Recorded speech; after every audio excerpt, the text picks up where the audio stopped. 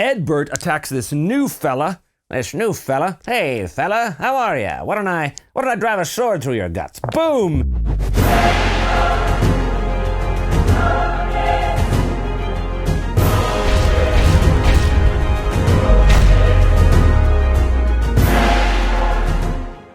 Hello and welcome back yet again to me, myself, and I.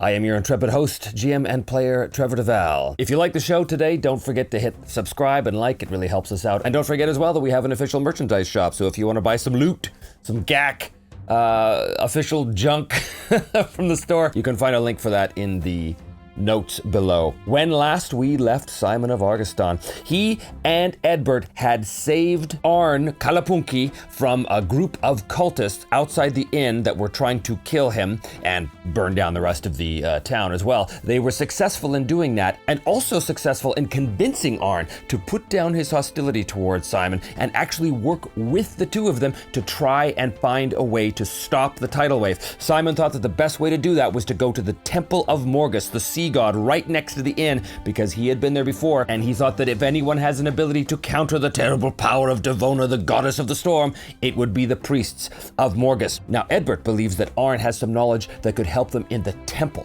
That is the whole reason why he went to save him. And apparently his ghost, Sherilyn, agrees, because she manifested in front of Arn and basically indicated to Arn that he should really put aside his hostility and work together with Simon and with Edbert. So much so, in fact, that she cast a spell upon him as she was a mage in life. She cast a spell upon Arn, the spell of armor, to protect him. What does she think that Arn knows? I don't know. Perhaps we'll find out today. But that is a question for a later time, because right now our group has just entered the Temple of Morgus and has seen the priests under assault from the high priestess of the cult of Devona. They have come in, and as I said, there's the big pool of water that is actually churning seawater from the outside. On the other side of this wall right here is actually the ocean.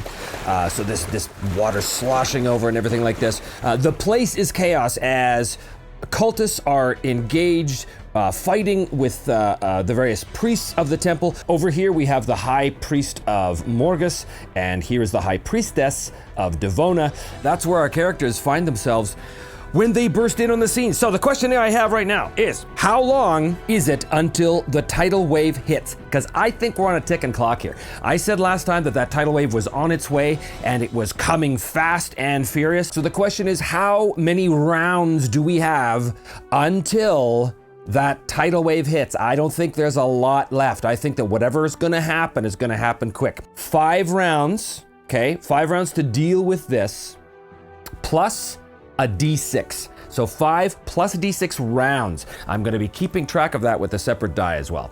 So 5 plus 4 is 9 rounds until the tidal wave hits. Okay, first of all, we go. Simon is on 3, but he's quick. Which ace? Ooh, that's good.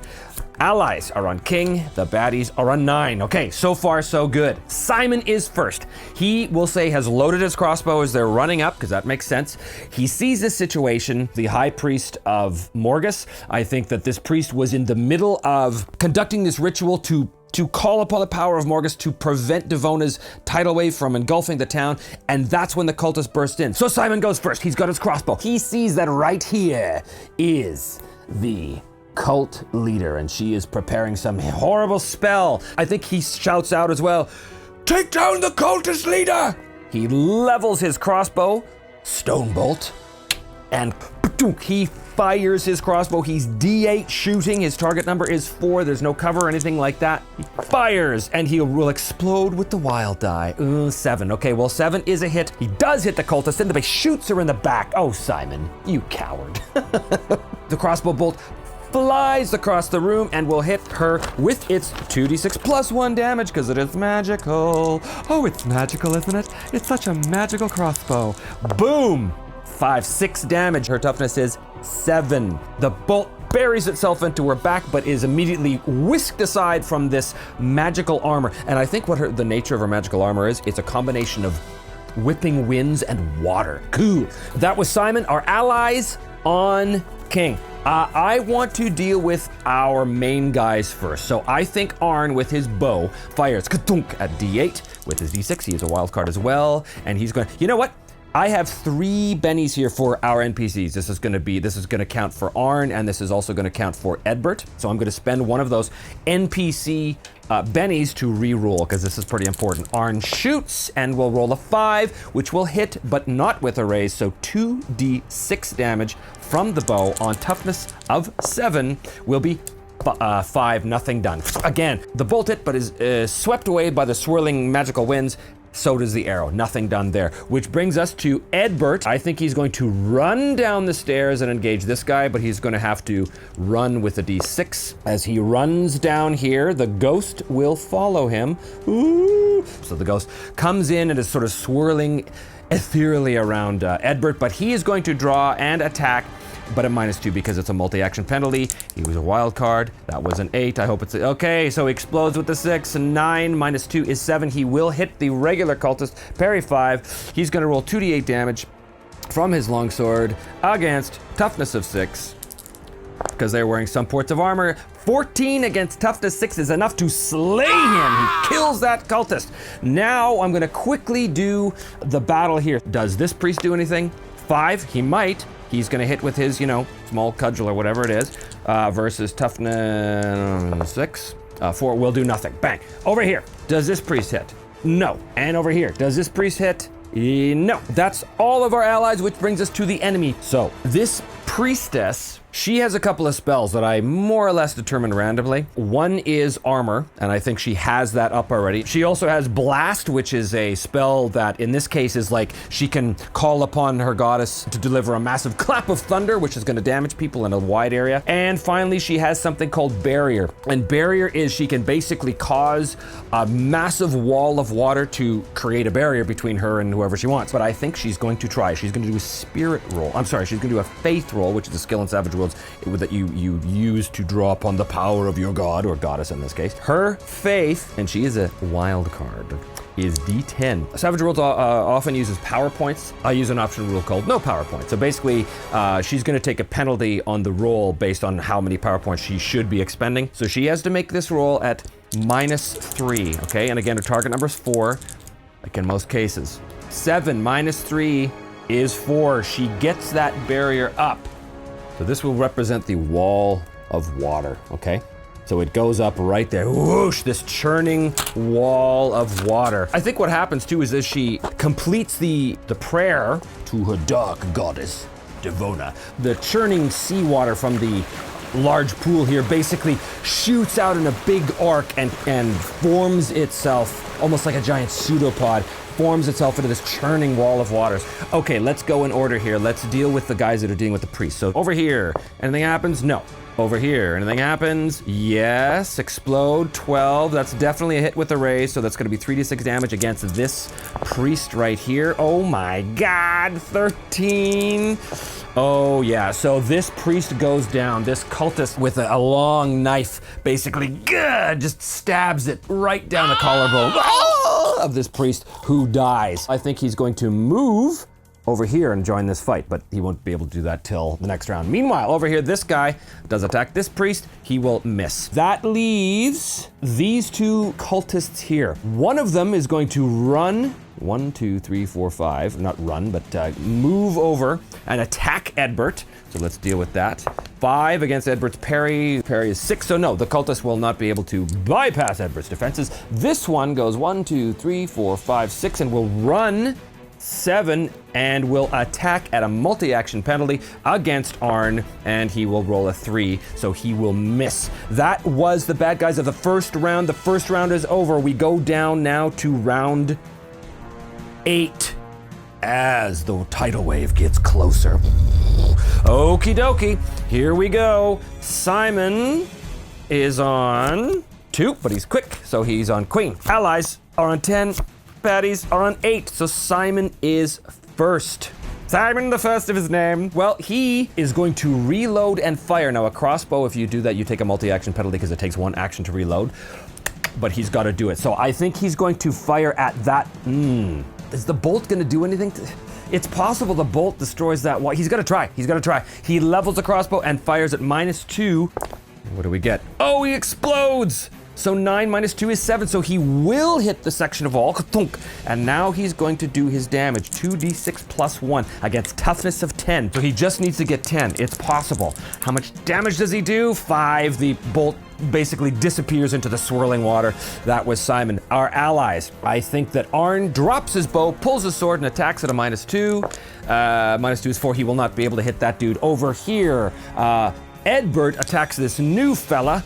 Hey fella, how are ya? Why don't I drive a sword through your guts? Boom! He rolls a 3, and so he completely misses. Over here, the priest on the cultist will miss, and this priest, who is now outnumbered 2-1, is going to explode with a 9. That's a hit with a raise, so he's going to do 3d6 damage to this fella right here, and he's going to do 5, 6 against his toughness of 6. He will shake this guy. Boom. Good. And that is all of except now, the High Priest of Morgus. Well, the High Priest of Morgus has some spells as well, too. What's the High Priest of Morgus going to do? Oh, here's a question. Does the Priest of Morgus have the Dispel power to be able to try and bring down this wall? Unlikely. Chaos factor 8.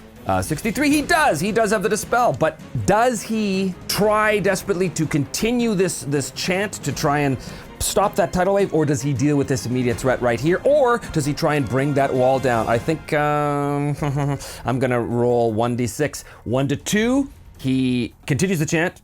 3 to 4, he does some sort of attack on the cult priestess. 5 to 6, he does a dispel on the wall. 1, so he turns and tries to regain his focus and begins to invoke the power of Morgus. So here's an interesting thing. I wonder, what I'm gonna do is I'm gonna give him a faith roll. And if he succeeds, he's going to basically increase the amount of time that we have until that tidal wave. So basically, as he succeeds in his roll, the power of Morgus rises up out in the ocean to basically push that massive tidal wave back, okay? Does he succeed? He is also a D10. But he's not a wild card. Only the bad guy is. Boom. Oh, well, that is a success. So it wasn't a success with a raise, so I'm going to increase that from 8 back up to 9. So he did some good, at least. That is it for the allies. We go to the baddies. Let's deal with this priest right here. I think this priest got armor up, has done the barrier. This priestess, I should say, does have the blast power. She'd be using it at -2 because she's basically concentrating on 2 powers right now. She lifts up her arms and she calls out to Devona as the water churns even more over here. Boom. Oh, 10. And 2 is 12 minus 2 is 10. That is a success with a raise. There is a massive crack of thunder. Boom, right there. So 2d6 damage against this priest's toughness of 6. And it's going to be 8 versus 6. The power of Devona shakes the priest as he sort of slumps against the side of the pool here, trying desperately to maintain his concentration as he's still spitting out the words of prayer to Morgus to try and stop Devona's power from engulfing the town. Okay, that was her. Over here, quickly, this cultist on this priest will miss. This cultist, does he get up? He does not. This cultist attacks this priest. He will also miss. Over here, this cultist attacks Edbert with an exploder, and he will roll in here 11, which is a hit with a raise. So he does 3d6 against Edbert. That is a hell of a hit. And he does 13 damage against him. His toughness is 8, so 8 will shake him. 12 will wound him. Bang! Edbert's gonna take a wound unless he rolls to soak. He is a wild card and he's gonna have to take one of his special NPC bennies to make this soak roll. And the soak roll is in fact a vigor, and he's pretty good at this. 8 and a d6. He's taken 1 wound otherwise, and he will roll a failure. Ooh, boy, oh boy, oh boy. We're going into a new round of initiatives. Initiativos. Simon on ace. Allies on queen. Baddies on 2. Simon is on ace. Now he's fired at that wall to no effect. To no effect. That's an old Baldur's Gate game reference for those of you who played that game back in the day. Anyway, so he is fired at the wall. It's done nothing. Does he try again? He knows that Edbert's ghost was instrumental in helping them last time. He shouts, "Sherilyn, if that is your name, you must try and bring down that barrier!" As he fires at Oh, we'll say the guy that Edbert is currently engaged with. It's a dangerous game because if he rolls a 1 on the shooting die, it could hit him. He's rolling a -2 ka-tunk, because he's aiming at fire. That's the problem with the crossbow, is that it takes a round to reload, and if you don't take that round, then you fire at -2, and he will miss because it's -2. Ka-tunk, ka-tunk. He is going to move his 6, however, to the edge of the stairs here. Allies. Arn is fighting his guy with his sword. He will miss. Over here, Edbert is fighting his guy with his longsword, and he will also miss. Oh, does he use his last Benny? No, I don't think he does. He just misses. Allies over here. This fellow right here is going to attack the dude. He's going to miss. This guy over here is going to attack this cultist. Oh, it's looking good. He will hit with a raise. That's great. 3d6 damage on this cultist. That will kill him. Oh, right on. For here, we do our priest to see if he gets back up again. Luckily, he has a high spirit. He is not a wild card, however. Does he break his shake? Of course not. He does not. So that's it for the allies, and now the baddies. Let's start with the baddie over here. Baddie over here is gonna see if he can break his shake. He does, but it takes him his entire round to do it. Baddie over here is gonna attack Arn, will miss. Baddie over here is going to attack Edbert. Ooh, Exploder 6. So he's gonna 2d6 damage. Oh boy, 8, 9, 10 versus 7 will shake Edbert. Over here on this priest, this guy will miss. Now, this priestess, I think she is going to try and call upon Devona to undo the ritual, because that's what this guy was, the high priest here was praying and shouting and chanting into the water to try and harness the power of Morgus to stop Devona's ritual. The whole reason why this cultist is here is to eliminate that. So, yes, by killing the high priest, that would put an end to that. However, actually, you know what? I have to make this random. Does the priestess go up and attack the priest of Morgus? 1 to 3. She does. She does not. So in fact, she turns and begins to chant, and she's going to do the same thing that the high priest did, except in reverse. She's going to do a spirit roll, and if she succeeds, she's going to lessen the amount of time that this happens. She's rolling d10, and she is a wild card because she is a big baddie. Exploding 6, 7 is not a raise. Simple success. So she turns and begins to chant to Devona, and over here, because we are on a new round, we're down to 8, and she now chants and turns us down to 7 rounds left at the end of the round, which is kind of bad news. Out in the ocean, the two gods are struggling with this tidal wave. I'm not sure what that looks like, and it doesn't really matter because none of our characters can see it. But as the audience, we see that tidal wave sort of being forced back and forth by these titanic divine struggles going on. Whew, all right, new round. The first thing we do at the top of the round is boom, we go down to 6 now. So we go down to 6 rounds left, and we do the new initiative. Simon is gonna be on 7, allies on 8, baddies on 6. So allies are first. Gonna start over here with the high priest. Does the high priest break his shake this time? Please do it, pal. That's a 1, unfortunately. He is unable to, he was hit hard by this thunderclap. He's screaming, it's still ringing in his ears. Allies over here, this priest is gonna attack this cultist, he's gonna miss. This guy's gonna attack the cultist, he's also gonna miss. Arn's gonna attack this cultist, he was gonna totally miss. And Edbert is going to do a spirit roll to get up, but he is wounded. So that means everything he does is at -1. So 4, so he gets up, but not with the raise. That's better than nothing. There's one ally left, and that is the ghost. Simon has yelled to the ghost in the previous round to go and try and break that wall. The ghost knows what's going on. The ghost knows everything we do. The ghost knows that this high priestess is the real target of, and if they don't take that priestess out, if they don't deal with this wall and take that priestess out, that wave is coming because they need to protect this high priest. They need to get him back on his feet so he can enact the ritual and finish. So I think that ghost is going for that wall. What does the ghost do? What does the ghost do? I don't think the ghost can do anything other than huck something. Oh, but the ghost is a mage. This ghost has already used her powers on Arn, giving him this shimmering spectral armor. Does she have the dispel power? It is likely, it is only likely. She does have access to the dispel power. Dispelling the opponent's power is an opposed roll of arcane skills. The dispelling character suffers a -2 modifier if the target power is of another type. Yes, so it is another type because this is miracles and her type is magic. As Sherilyn begins in her spectral way to cast the dispel, she is going to roll a d12 and she's going to get 5. Okay. The priestess is aware that something is trying to bring down her unholy wall, so she immediately does an unopposed faith. Oh, look at that. But what did we have? We had Sherilyn roll a 5. -2 is 3. She rolls a 3. It's a tie. In a tie, the two foes continue to struggle with no clear victor. So they're locked in this battle of wills, essentially. And now it's the baddies. The High Priestess knows that there is a more significant threat on the other side of that wall. Does she do something about it? Let's come back to her. This cultist over here is going to attack our priest and is gonna miss. This cultist right here is still going to attack Arn and he will miss. This cultist over here is going to attack the wounded Edbert, and he will completely miss. This cultist is going to attack this priest and will completely miss. So that leaves us only with the High Priestess. Here's the thing. She's got 3 things going on right now. 1, she's got a shaken High Priest, which is the key to all of this. She's also got this churning battle of the gods going on in the water here. She's also got this new threat on the other side of the wall. So what does she deal with? 1 to 3, trying to end the High Priest. That's really bad. I'm sorry, 1 to 2. It's going to be dealing with the High Priest, which is really bad. 3 to 4, she's going to once again focus on the water to try and knock this timer down. 5 to 6, she's going to do something about the ghost on the other side. What does she do?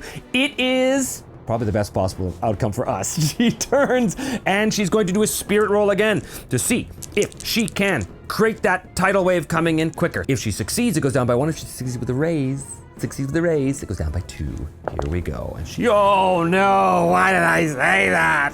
Why did I say that?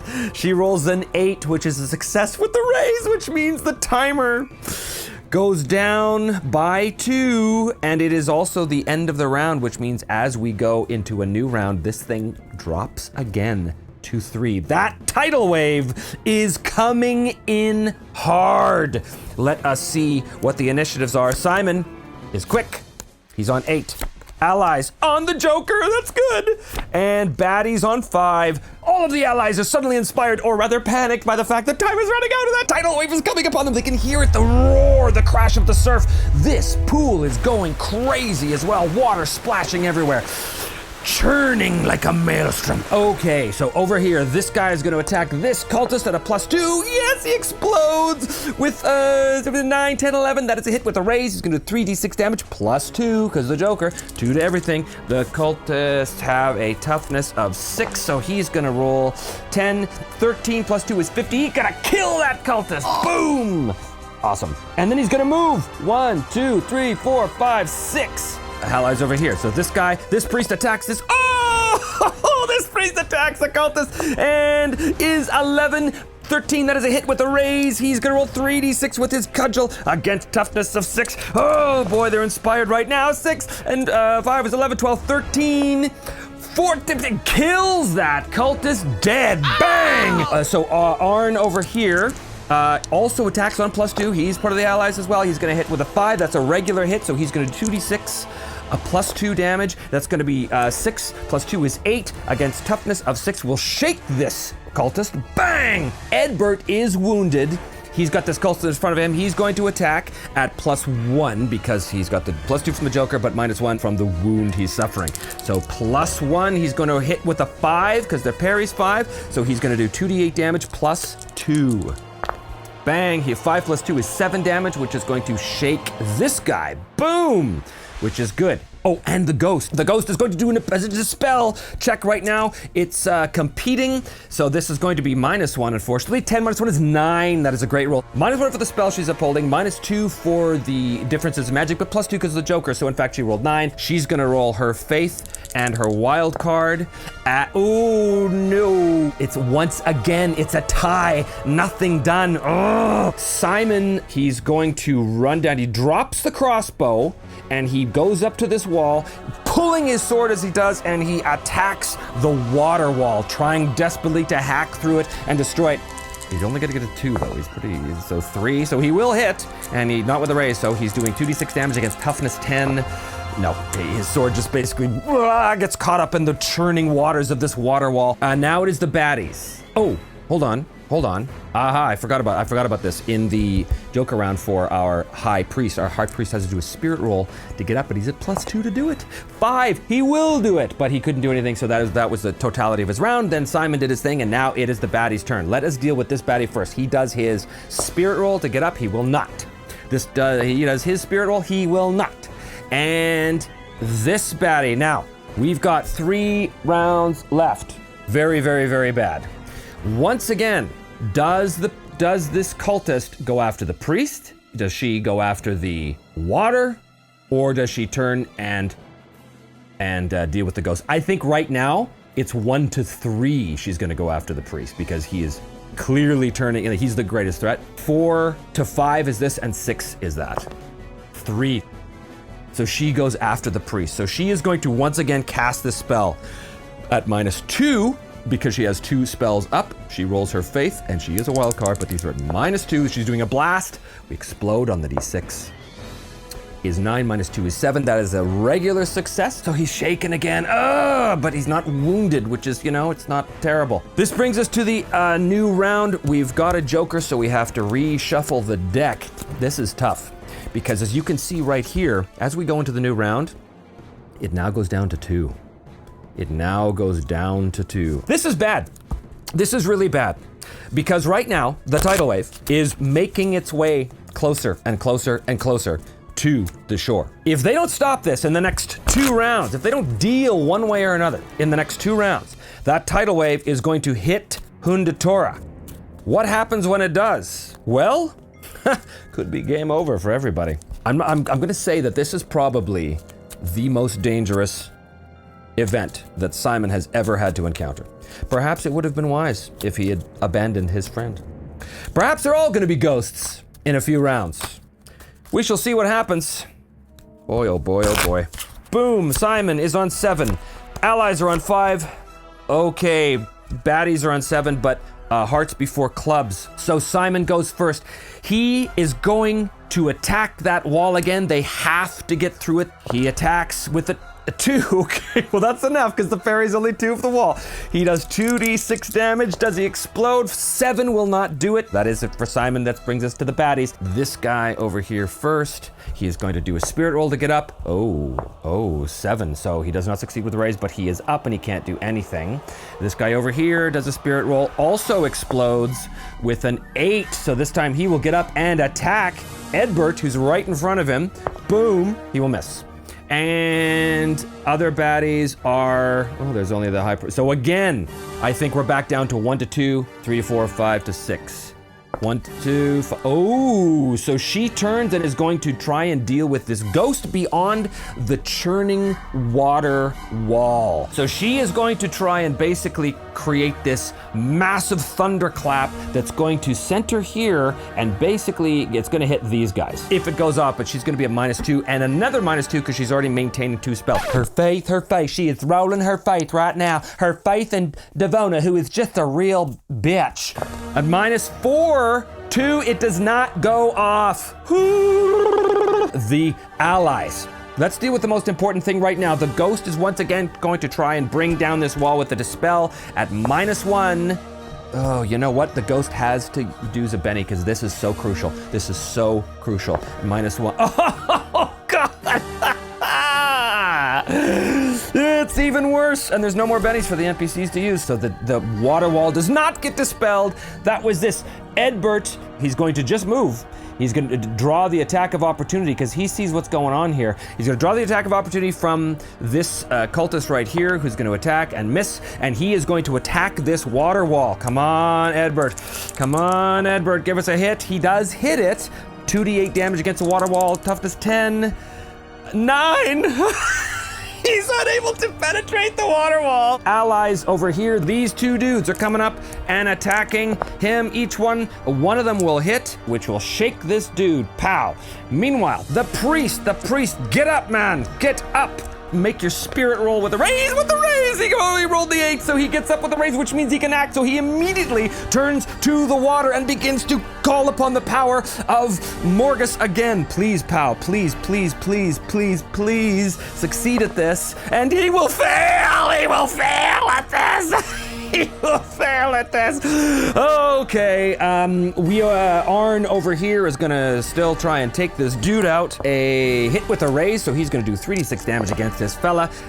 5, 6, 7 will shake him. He cannot put him down. That is it for our round, which means, my friends, my dear friends, we have exactly 1 round left. 1 round left. At the end of this next round, that tidal wave hits Hundatora. See what the initiatives are. Simon, he's quick. Simon's quick. He's on 10, okay. Allies on 3. Baddies on 6. The final round of everyone's life, perhaps. Simon goes first. He is going to... Oh, does he have anything he can do besides swing this stupid sword? Is there anything he can do? Oh, you know what? He does have the magic crossbow, which I did say he dropped. It up here. I have an idea, and I think he's desperate. I think that he knows his sword is doing nothing to this wall of water, this magical wall of water. He has a magic item, perhaps if he goes up and grabs that item and says a prayer to Morgus and to any god who might be listening, if he throws that crossbow at that water, will the inherent magic of that crossbow help to dispel that section of the wall? I don't know. The fate chart's gonna tell us. Simon's gonna try this. He runs up here, grabs the crossbow, turns, whispers, actually shouts a prayer to Morgus or to any god that might be listening, and he hurls the crossbow at the wall. He doesn't have throwing, which is a skill, so he's gonna be -2, but he only needs to hit 2. So he hurls this. Okay, he hits the wall with the magical crossbow. Does the power of the crossbow, does it hit the wall and basically cancel out the power of this wall, but destroying itself in the process? Very unlikely. We have a 65% chance of a yes. 81. We're all gonna die here. The crossbow hits the wall of water and bounces off, landing on the ground.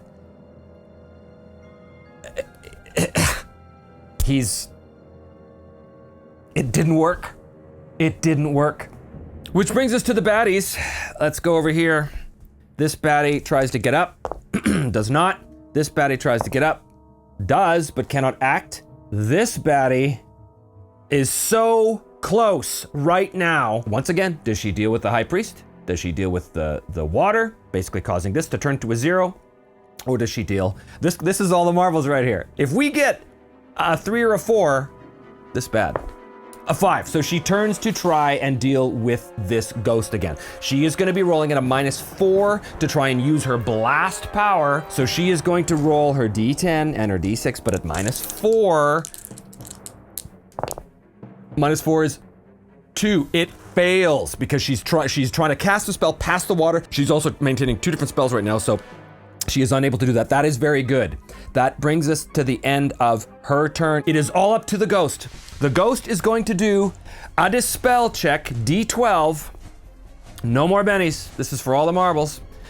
Against her opposed faith. What have we got? 10. Okay, but 10 -2 because it's a different type of magic, so really that is 8. She is rolling this at -2 because of the spells that she has up right now. And she's going to roll 0, which means that this wall is dispelled, or at least this section is.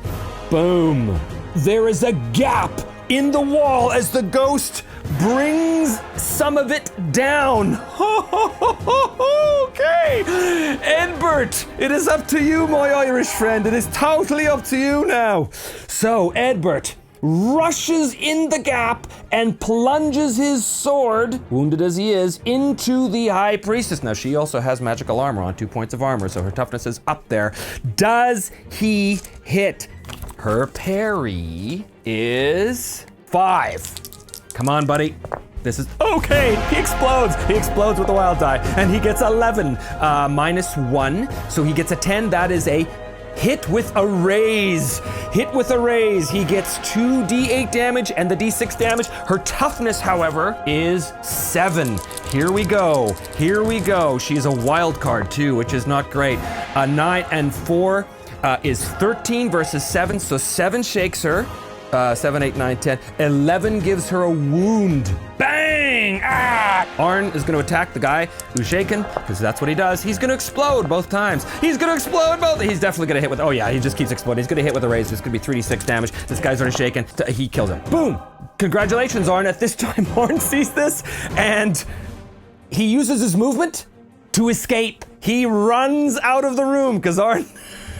There's no way Arn is going to stick around for this. He's going to try and get to safety, although I don't know if he's going to be able to do it. These two priests are going to rush into the gap, and the high priest is going to use them as they all focus on trying to stop this from happening, okay? Each one of these is rolling a d8 in faith. Okay, well, one of them doesn't work it, but the other one, 16. 16 and 5 is 21. Oh my God, that's all the raises. So he's gonna add +4. So our high priest now turns to the water with 1 round remaining, and he calls upon his god with a +4. 9! He rolls 9. 9 plus 4 is 13. That's 4, 8, 12. That's 2 raises. 2 raises is not enough to stop the tidal wave, but it is enough to give us 3 more rounds added to the clock. Boy, talk about close. Talk about close. 4. So way out to sea. Once again, the tidal wave goes back and forth and back and forth, contested by 2 titanic divine powers. Hundatora holds its breath. Okay, he bought us some time. We go back to a new round now. Simon is quick. Simon is quick. Simon is on 10. Allies on 6. Baddies on Jack. Let's deal with the high priestess first. So she's gonna do a spirit roll, but she's at -1 because she's wounded. -1 is 5, so she succeeds. She's wounded. It takes her whole round to come out of shaken. Meanwhile, this guy runs up. He doesn't see the ghost, but he runs up behind Edbert through the gap in the water and tries to attack him. He will miss. So it's Simon now. Simon comes down, grabs his crossbow, and loads it, and continues his movement, and fires with a multi-action penalty at the high priestess. Grabs it, cocks it, leaps in front of the gap, and fires at a -2. 6 minus 2 is 4, so we will hit. He's gonna hit 2d6 plus 1. He's gonna roll 7, 8, 14. 17 damage against the cultist. Toughness is 7, and that will cause the final wound. The cultist takes Simon's bolt in the throat as she's turning to the water, trying desperately to finish her prayers. She came so close, but with her death caused by Simon, the high priest, wasting no time, gathers his lesser priests around him and complete their exhortations to Morgus the sea god to intervene on their behalf and stop this tidal wave. And she can see now the churning waters bubbling inside the pool slowly start to calm and recede as far out in the water, in the ocean, the tidal wave bursts apart into a bazillion droplets, ending the tidal wave. I can't believe I'm about to say this, but Simon of Argoston just saved the town of Hundatora. He didn't do it alone, but he got the final shot. I swear to God, this whole thing is just the coolest thing. Oh my God. I mean, how often do you have these kind of experiences in a game? I mean, it almost never happens, yet it happens every episode here. Okay, wow. This is totally exhausting. They live. They all live. The town of Hundatora is saved. So we're gonna quickly update our charts. Threads, well, escape the tidal wave. Yeah, we did it in a way that I didn't expect to happen. Oh, Arn fled. We're gonna put that as a new thread. Arn has fled for his life. You know what? I think that is actually a perfect place to end this total group of scenes. In the aftermath of all this, we're gonna reset everything back to 5. Wow, there it is, guys. Simon of Argoston apparently does not suck so much. That brings us to the end of this episode. Make sure you hit like and subscribe. Feel free to leave a comment if you enjoyed what you saw here today. If you have any ideas about, the world building, all that kind of stuff, some of you have been adding to that in the comment section. I think that's great. Like, subscribe, and tune in next time for the next installment of Me, Myself, and Die.